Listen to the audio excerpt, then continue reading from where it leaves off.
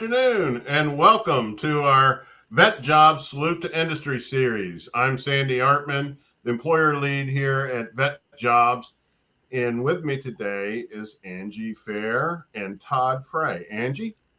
Well, thanks for joining us. I'm Angie Fair. I'm an active duty Army spouse of 18 years, and we are excited to be joined by Todd Frey. And Todd is a retired Navy chief of 23 years, and he's currently the military recruiting program manager at Equinix. So, Todd, thanks for joining us today, and we are excited to learn more about some of the opportunities available at Equinix. Yeah, it's a pleasure to be here. Thanks so much. I just want to say real quick off the top that your partnership was one of my first partnerships I was able to establish back about 9 years ago when I started working at Equinix and supporting the military hiring efforts. So I'm proud to be here today. We are grateful for your partnership, and I know we've had a lot of great success, and we're looking forward to really continuing to grow that as we discuss some opportunities here. So to start off with, would you mind just sharing a little bit more about yourself, what your role is at Equinix, and for those that may not know what Equinix does, maybe tell a little bit about what they do as an organization. Yeah, that's great. Thank you for that opportunity. So as you said, I was served in the Navy for 23 years. I retired as a Navy chief, yeoman Navy chief. I did serve both active duty and reserve duty. So about half of that time I was on active duty, and the other half I stayed in the reserves and retired from the reserves with 23 years of service. But my reserve wasn't your typical weekend warrior, 1 week in a month, 2 weeks out of the year. I was actually a very active reservist, mobilizing on long-term and short-term mobilizations. Equinix was actually a really great organization that brought me in a very important time in my career, transitioning from the military to civilian workforce. And my role at Equinix was in the beginning started out as just a military program manager, collateral duty to leading the North American operations hiring within our data centers at Equinix. But as that role grew, we created a whole program called Pathways to where I became the military program manager for Equinix. Equinix as a whole, who might not know it, we're basically a digital infrastructure company. We build, manage, and operate over 260 data centers around the world. We actually just acquired 3 data centers in the Philippines, acquired another company in the Philippines. So we're continuously growing and building data centers as well. And basically, we're about 80 to 90% of the world's internet streams through an Equinix data center. So if you were to pull up your cell phones and look at your apps on your cell phone, you're probably going to see 80 to 90% of those apps servers inside our data centers. And one really cool point is we just don't manage the cloud or all the data that interconnects through our data centers around the world, but we also heat things like the Olympic pool in Paris. So during the Olympics, the Equinix data centers transfer all that heat and energy to the municipalities, and in this case, we heated the Olympic pool. That's incredible. Thank you for sharing that. I love that piece. Very timely. Yeah. So that's very interesting. So that leads me to this question, Todd. Mm-hmm. How did you know about Equinix? What led you there? I mean, I kind of heard the name myself, but until today, I really didn't know you specialized in IT infrastructure, data centers, but did you know that getting out of the military? Not really. Actually, I didn't even know Equinix existed at that time, because when I left active duty, I was transitioning out. I was finishing my education. I was trying to get my bachelor's degree. I had started working as a headhunter at an executive recruiting firm.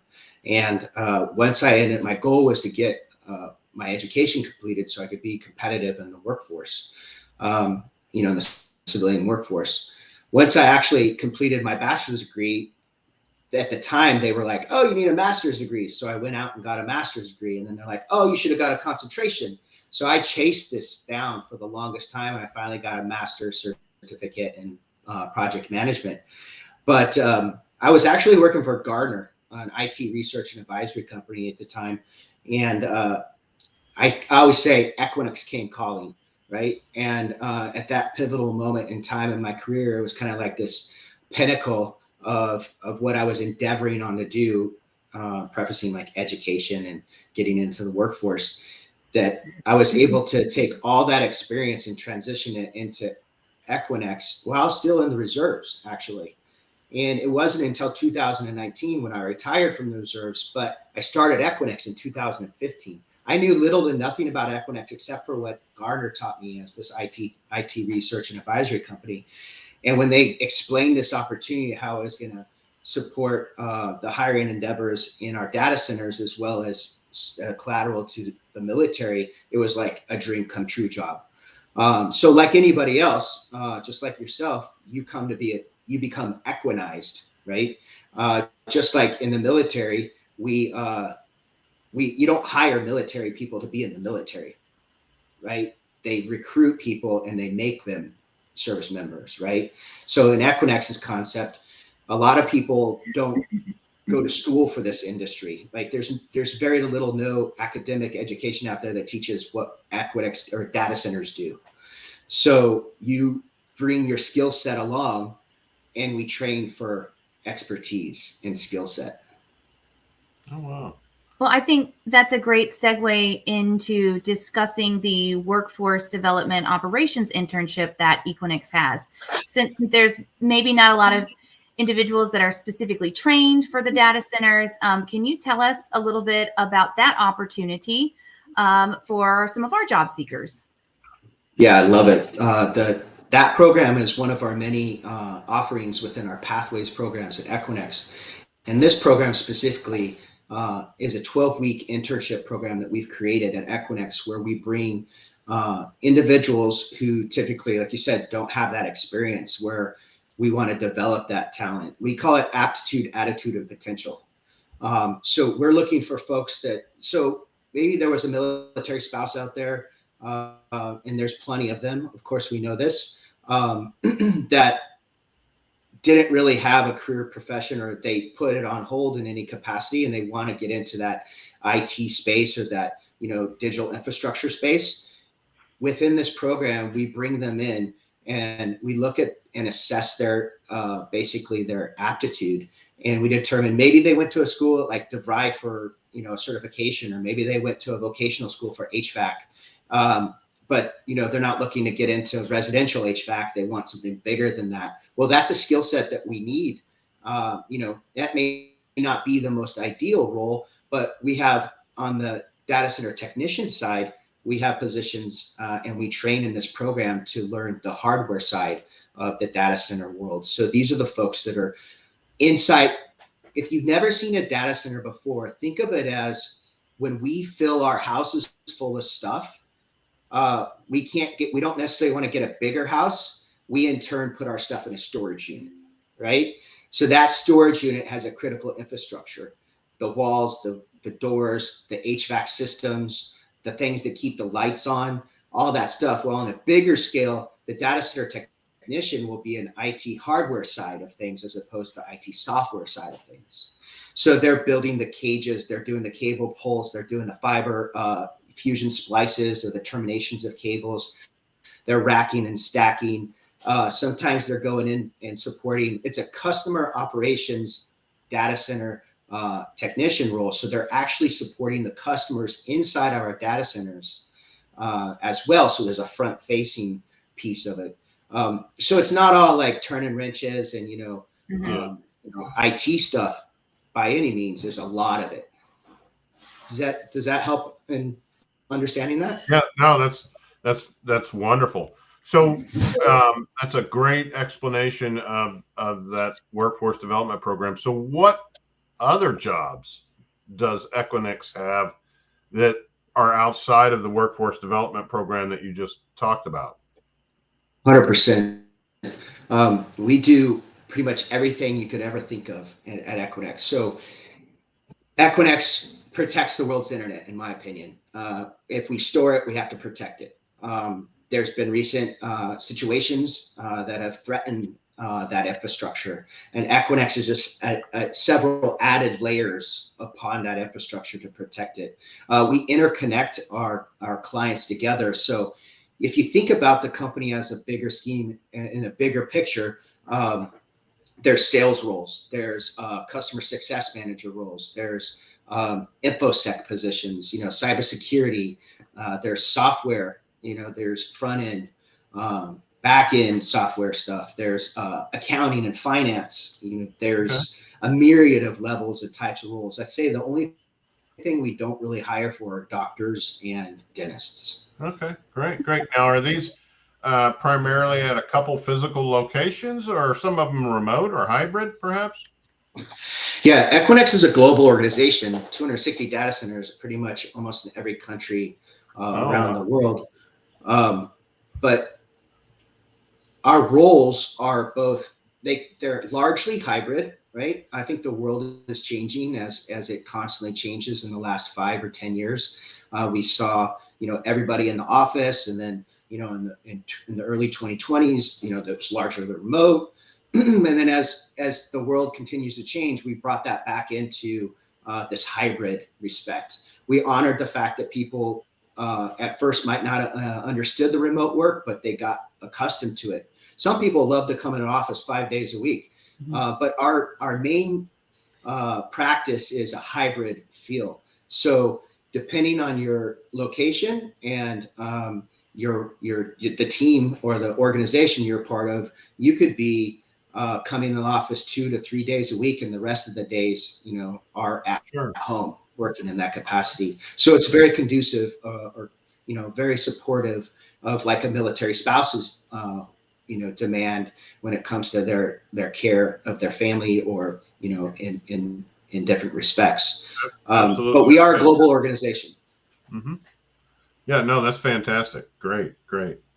Yeah, I appreciate the vast variety of roles that you all have the opportunity for our job seekers. Can you talk a little bit about what skills or qualifications, KSAs, or any credentials or anything that might make a candidate a really good fit for your organization? Yeah, when you look at the workforce, you look at it on different in different perspectives from different lenses. So we have several tenured professionals who are very experienced in their professions. We have emerging talent, new to career, early to career. We have veteran programs. We have so many different types of folks in the workforce that we're trying to accommodate everybody, because as this technology that we see around us every day is growing, we have a bigger demand on, even though like people are like, oh, AI is going to take my job. Well, no, it's not really going to take your job. Your job is going to evolve, and we still have a huge demand for those people. So, depending on what level of position you're coming into, where you're coming in from your career perspective and your expertise, it just depends on the role. Again, the workforce development program has an opportunity to bring somebody with a desire, the potential, and the attitude, some skill set, and then we transition that and we build for talent. If we were going to go into a data center, whether it be a critical facilities engineer or a data center technician, some of those skills would be, a desire for technology. And you think, what does an HVAC technician have to do with technology? Well, it's probably one of the key essential things for technology, because that's what cools a data center. And if you could imagine a Costco with 4 or 5 Costcos stacked on top of it, the size of those facilities and all of these servers inside there humming and buzzing creates a lot of heat, right? So we have to cool those servers, so like your computer, it doesn't shut down when it overheats, or your cell phone in the sun. So that's a skill set that's very key for us. If somebody knew how to, maybe they came from the telco industry, they were doing stuff with phone lines and, and this kind of thing, that's kind of a skill set that transitions over. If you go into more traditional type roles like accounting and finance, like the industries don't make a difference really, in my opinion, because that's a skill set. Accounts receivable, accounts payable, end of the quarter. These things are the same across any industry. They got to close the books, right? Right. So that skill set is transferable. What we found is there's another program we have called Career Transition Program, and that took adjacent industry candidates that were impacted by the COVID pandemic, that were sidelined and furloughed. We said, we want that talent to come to us. We'll take the aerospace and the automobile industry and the oil and gas industry and the resort and the hospitality industries, and we'll take that transferable skill set and put it in. Well, it doesn't take a program to do that. It just takes aptitude, attitude, and the potential. Okay. Yeah, no, that's great. So that leads us to, what can candidates expect in the Equinix application process? You know, is there a certain time frame? Is there certain nuances to it? And, you know, what advice do you have for veterans that are seeking, or spouses that are seeking employment at Equinix? Well, that's great. If it was if it came from the veteran perspective or the military spouse perspective, you would be talking to me very directly. We would be in contact. I have another couple of team members that help me with this process. Derek Elefante is one of our sourcers. He's also a Navy chief as well that left, that did his time and served. You would be reaching out to us, and we would be talking to you about these roles. We wouldn't just be pushing you through the process and getting you potentially in front of a hiring manager. We want to make you successful. So we're going to work with you on your resume. We're going to talk to you about how to express your skill or desire for the skill or your aptitude for the skill. We're, like I said, we'll help you with your resume. We'll help you with interviewing processes. We'll tell you how to articulate your experience in a way that the hiring managers are looking for you to communicate that. So have you ever seen the movie Jerry Maguire? Oh yeah, show me the money. Yeah, right. Literally, like that's the touch, right? That's the relationship, because we really want to see this community prosper and grow and transition well and continue to be able to serve in a different capacity. Yeah, I love that. I know that we talked briefly about the partnership that we've had for several years with you all. And I think that's what makes a partnership really successful, is having advocates from within to support the job seeker and then push them through to the hiring managers so that it's successful. So we know there's lots of opportunities, both on sort of the trade, people who might have more want to be more hands-on on a role, and all through the various careers within the admin and then the IT side as well. So is there anything else that you would like to share with our military community about Equinix before we get off here? I think, yeah, I'd love to. I would love to share so much more. And, I could share my contact, or maybe we'll put that in some of the communications. But I would love to reach out and be able to reach out to and talk to anybody that is seeking an opportunity, whether it be with Equinix or not. We're well connected, right? We're well networked. There's a huge demand and growth in this industry, and the academia and other resources aren't producing that workforce. As this demand continues to grow, AI grows, we're going to need bigger data centers to produce AI technology. Yeah. That means more people. And it isn't just people in the data center. So I don't want people to run away from the fact, oh, they're looking for somebody that does HVAC. That's not my thing. That's not the case either. And you could look at our positions on our career page. There's a myriad of roles out there, and we'd love to support anybody that has a desire to increase. I talked a little bit about my career and my journey through Equinix. Like, that is a great storyline, and I would like to share that opportunity with other people as well, because the advocacy, our culture is amazing at Equinix. There's a lot of information out there about Equinix. I would encourage you to do some research on us as well, as you endeavor into your career endeavors. Great. Are you on LinkedIn, by the way? Absolutely. Okay, I'm on LinkedIn, Facebook, many groups, Instagram. Would love to connect with anybody. LinkedIn is probably the best source, and you'll find us. Go to Glassdoor for information. That's a really great source on any company that you're looking into, and find out their CEO rating, their interview questions, their pay. And just remember, pay is different depending on where you live, right? Sure. So just keep that in mind. Yep. No, awesome. Well, thank you so much for sharing that insight about job searching and some tips for individuals that are looking to join Equinix or a different employer. So thank you for spending a little bit of time with us. We appreciate you. Well, I appreciate you all. It's a great partnership. Love the time working with all of the folks and advocates on your guys' side, because we're like-minded, and taking care of the community is really where my heart throb is. And I just hope to try and help in any way, even the littlest piece of advice or help moves that piece a little further down the road. Great. Well, thank you. Thank you.